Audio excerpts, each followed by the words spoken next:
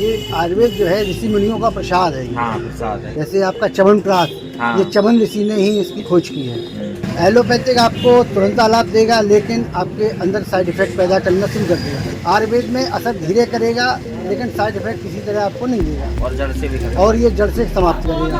आप देखें तो 99% लोग अंग्रेजी शराब वगैरह का सेवन कर रहे हैं, जो कि बढ़ने थे। कोरोना काल में आयुर्वेद ने ही इसकी रक्षा की है।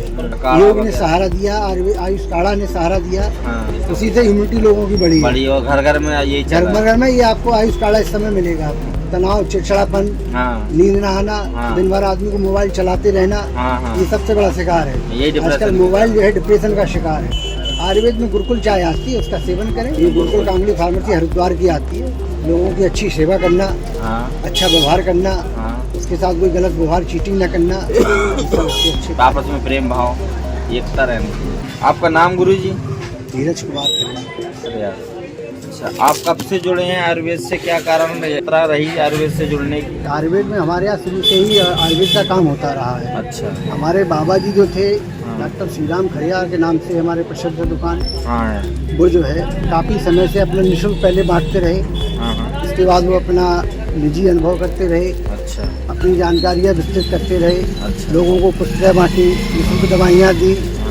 फिर वो धीरे धीरे अपना वो लोगों में काफ़ी जागरूकता फैलाई। लोगों में आयुर्वेद के प्रति लगाव रहा और लोगों को के प्रति लगाव रहने दिया। आयुर्वेद हमारे प्राचीन काल की धरोहर है। ऋषि मुनियों ने घोर तप और परिश्रम से इस ज्ञान को अर्जित किया और जन कल्याण के लिए बांटा, पर धीरे धीरे इसकी महत्ता कम होती जा रही है। क्या कारण रहे जनता में इसकी जागरूकता को लेके? ये आयुर्वेद जो है ऋषि मुनियों का प्रसाद है। हाँ प्रसाद है। ये ऋषि मुनियों की ही धरोहर है। जैसे आपका च्यवनप्राश, ये च्यवन ऋषि ने ही इसकी खोज की है। जैसी आपकी पुस्तका थी चरक संहिता, इसमें हाँ ये सब चीज़ें जो है आयुर्वेद की काफ़ी विशेष चीज़ें हैं। अच्छा। आयुर्वेद सार संग्रह, वैशज रत्नावली, ये आयुर्वेद की विशेष पुस्तकें हैं। इन्हीं के आधार पर ऋषियों की पुस्तकें हैं ये, और ये जो है इसी के अनुसार जो है औषधियों का निर्माण हो रहा है। अच्छा। कितना अंतर रहेगा एलोपैथी और आयुर्वेदिक दवाई में, इसके असर करने और जड़ से रोग खत्म करने के मामले को लेकर? एलोपैथिक आपको तुरंत आलाप देगा, लेकिन आपके अंदर साइड इफेक्ट पैदा करना शुरू कर देगा। एक मर्ज को खत्म करेगा, 4 नए पैदा करेगा। आयुर्वेद में असर धीरे करेगा, लेकिन साइड इफेक्ट किसी तरह आपको नहीं देगा और जड़ से भी खत्म। और ये जड़ से समाप्त करेगा। केवल आपको परहेज की आवश्यकता है और संयम की आवश्यकता है। नियम संयम की आवश्यकता, परहेज की आवश्यकता है, क्योंकि इतना खान पान दूषित हो गया है। इससे पूरा शरीर डैमेज हो रहा है। बिल्कुल सत्य, सही बात। एलोपैथी बहुत तेजी से विस्तार कर रही है। क्या कारण है इसके पीछे? पैसा, लोगों में जागरूकता का अभाव, या लोगों को तुरंत पीड़ा से राहत चाहिए?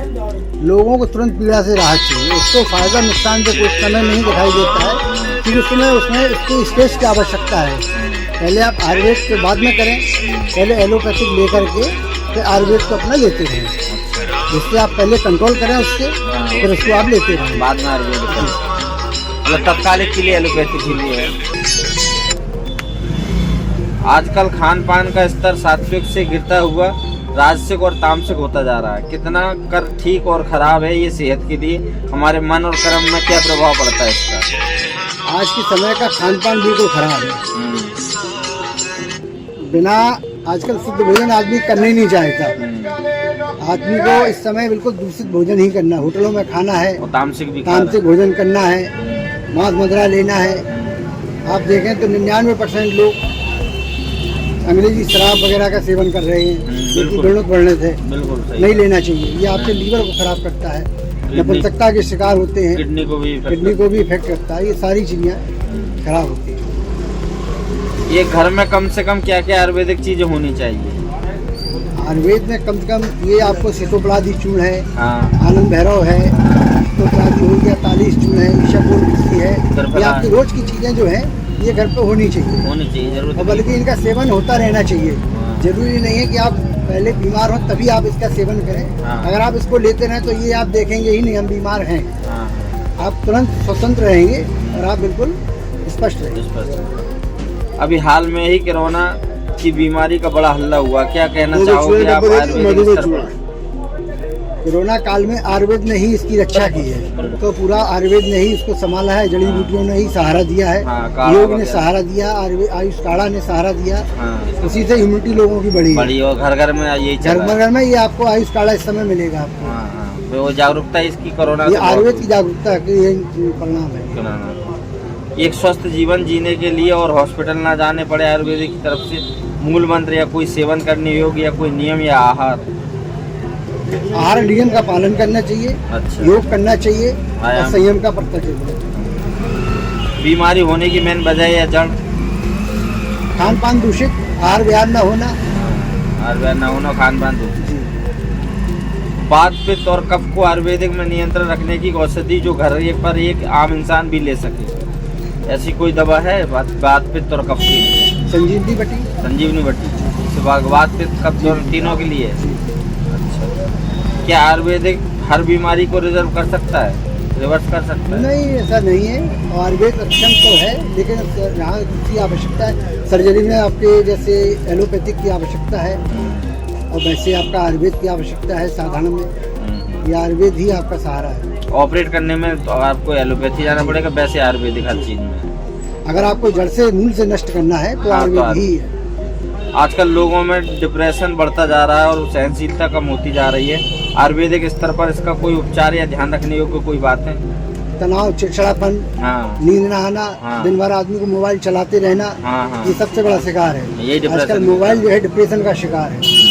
पैसे की होड़ में भी बहुत से लोग निंद्रा की गोली खा के सो रहे हैं, तो इसके लिए कोई उपचार, कोई दवा है? मतलब आयुर्वेद है। अच्छा, आयुर्वेद की औषधियाँ नहीं, आयुर्वेद की चिकित्सकों से परामर्श करें। अच्छा। कौन कौन से मतलब दवा में कौन कौन सी आयुर्वेदिक दवा है उसके लिए? उसके लिए आपकी सारस्वतारिष्ट है, ब्राह्मी भट्टी है, इसमें सागर रस है, ब्राह्मी घृत है, कई चीजें हैं, एक से एक अच्छी, जो जड़ मूल से नष्ट करेंगी और आपको अनिद्रा और डिप्रेशन से बिल्कुल दूर रखेंगी। लोग चाय और कॉफी का बहुत सेवन करते हैं, आप कोई आयुर्वेदिक चाय बनाने की कोई विधि बताएं जो कम से कम नुकसान की हो और शारीरिक तौर पर फायदेमंद? आयुर्वेद में गुरुकुल चाय आती है, उसका सेवन करें। गुरुकुल चाय, ये चलो नया बताया। ये गुरुकुल कांगली फार्मेसी हरिद्वार की आती है। अच्छा। काफी पुरानी है। ये ऋषियों की ही है। अच्छा। आयुर्वेद को जानने के इच्छुकों को कोई आयुर्वेद से जुड़ी किताब जैसे चरक संहिता और अष्टांग हृदय जैसी कोई किताब हो तो बताएं। आयुर्वेद सेवन विधि है, आयुर्वेद सार संग्रह है, वैसे रत्नावली है, भाव प्रकाश है। अच्छा। निघंट है, ये सभी किताबें, ये सब किताबें हैं। देश भर ने अपने अन्य आयुर्वेदिक वर्ग के लिए मैसेज, जिन्होंने आयुर्वेद को जीवित रखने में पूरा साहस और शक्ति लगाई हुई है, उनके लिए कोई मैसेज? आयुर्वेद का अध्ययन करें, वो तो आयुर्वेद का अध्ययन करें। तो सभी लोग लगे हैं पूरे देश में आयुर्वेद का अध्ययन करें और आयुर्वेद को बढ़ावा दें। सरकार की तरफ से कोई डिमांड या गुहार आयुर्वेदिक या आयुर्वेदिक वर्ग की तरफ से इस आयुर्वेदिक ज्ञान को जागरूकता करने को लेकर सरकार से मतलब ऐसी कोई डिमांड है जिससे आयुर्वेदिक? सरकार भी अपना सहारा दे रही है, आयुर्वेद को बढ़ावा दे रही है हर तरीके से। 60 रुपए या थोड़ा बहुत प्रचार प्रसार और करे सरकार, और थोड़ा ध्यान दे, प्रचार प्रसार करे, आयुर्वेद को बढ़ाए। सनातन भारत प्राचीन काल से ही इंसानियत की धर्म की रक्षा करते आया है और समय समय पर जिस भी धर्म या मजहब ने जन्म लिया है उसका भी आदर करते आया है। आपके अनुसार एक इंसानियत का धर्म क्या है?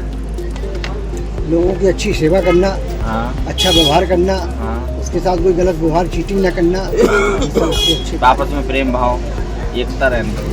बहुत बहुत धन्यवाद।